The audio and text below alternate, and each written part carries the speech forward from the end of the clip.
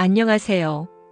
오늘은 고구려 초기 시대의 낙랑공주와 호동왕자의 슬픈 사랑 이야기입니다.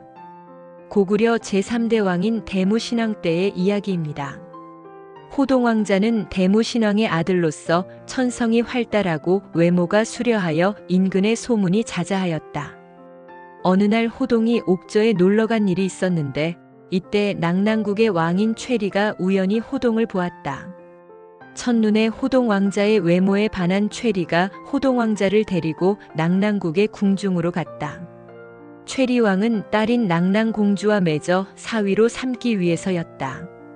곧 낙랑공주를 불러 호동왕자에게 보였다.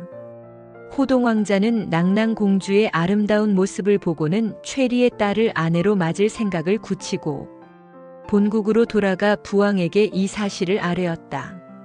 부왕마마, 최리의 딸과 혼인을 하고자 하오니 허락하여 주시옵소서 라고 간청을 드렸다. 부왕은 별로 반대는 하지 않았으나 무엇인지 마음 한구석에 꺼리는 빛을 보였는데 그러자 부왕이 하는 말이 그보다 먼저 중요한 것은 낙랑국의 한인들을 모두 정복하여 우리의 영토를 되찾아야 하는 것이다. 그러자 호동왕자가 부왕마마의 뜻을 어찌 소자가 모르겠습니까? 아무 걱정을 마옵소서 하자 그렇다면 내가 가서 낙랑공주를 아내로 맞이하도록 하라고 허락을 했다. 그리하여 결혼을 하게 된 두 젊은 부부는 행복한 결혼 생활을 보냈다. 그러나 대무신왕은 낙랑국을 정벌하기 위해 필요한 계획을 암암리에 추진하고 있었다. 낙랑국을 정복하는데 가장 큰 문제가 있었는데 그것은 바로 낙랑국에 있는 자명고였다. 이 자명고는 외적이 쳐들어올 때면 저절로 소리가 나는 북이었다. 고구려로서는 어떻게 해서든지 이 자명고를 먼저 없애는 것이 가장 시급한 문제였다. 왕은 아들인 호동을 불러 은밀하게 최리의 딸에게 자명고를 없애도록 종용을 했다. 호동왕자는 부왕의 말을 어길 수가 없어 사랑하는 아내에게 이 사실을 호소하였다. 그러자 낙랑공주는 쾌히 응낙을 하였다. 사랑하는 남편을 위해서 결단을 내린 것이다. 오랜만에 딸이 돌아오자 최리는 반갑게 맞이했지만 곧 고구려 내정의 대소사를 염탐하려 하였다. 그제서야 공주는 고구려 왕이나 자신의 아버지인 최리 왕이나 모두 똑같이 상대국을 멸망시키려는 혹심을 품었다는 사실을 알게 되었다. 나라를 다스린다는 왕에겐 인정이나 의리보다는 국토를 넓히고 나라를 부강하게 만들려는 야망으로 가득 차 있다는 사실도 알게 되었다. 그렇다면 먼저 낙랑을 없애고 고구려로 돌아가야겠구나. 낙랑공주는 이런 생각으로 즉시 고구려에 연락을 취하고 밤에 몰래 자명고를 찢어버렸다. 호동왕자가 곧 자신을 구해줄 것으로 생각하며 사랑하는 님이 오기만을 기다렸다. 한편 선봉장이 된 호동왕자는 부왕을 도와 낙랑으로 쳐들어갔다.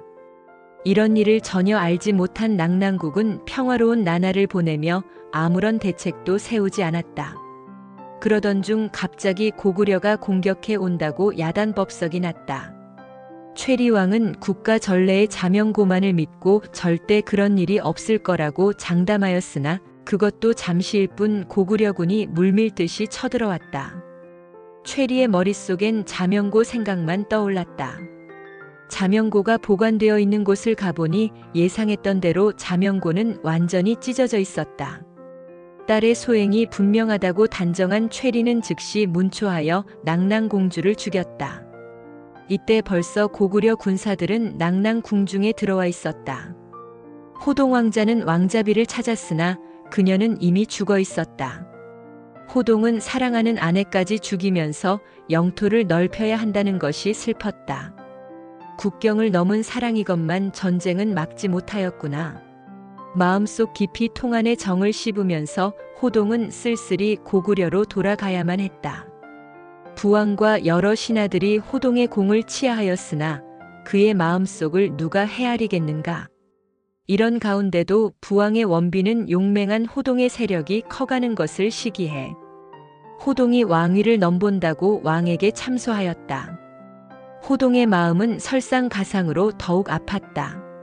사랑하던 아내를 전쟁의 제물로 희생시키고 또다시 억울한 참소를 당하니 안색은 점점 나빠졌다. 그러자 부왕의 의심은 더욱 깊어만 갔다. 부하들은 부왕 앞에 나아가 억울한 사정을 말하라고 권유하였으나 호동은 머리를 가로저었다. 만약 나의 무죄함이 밝혀지면 어머니인 원빈의 악이 밝혀질 것이다. 이렇게 되면 자식이 어머니를 배반하는 일이 되고 또한 부왕에게 근심을 끼치게 되니 이 어찌 인자의 도리이겠느냐. 그러고는 호동은 스스로 목숨을 끊어 한많은 일생을 비극으로 마쳤다. 이상은 호동왕자와 낭랑공주의 비극적인 사랑의 이야기였습니다. 시청해 주셔서 감사합니다.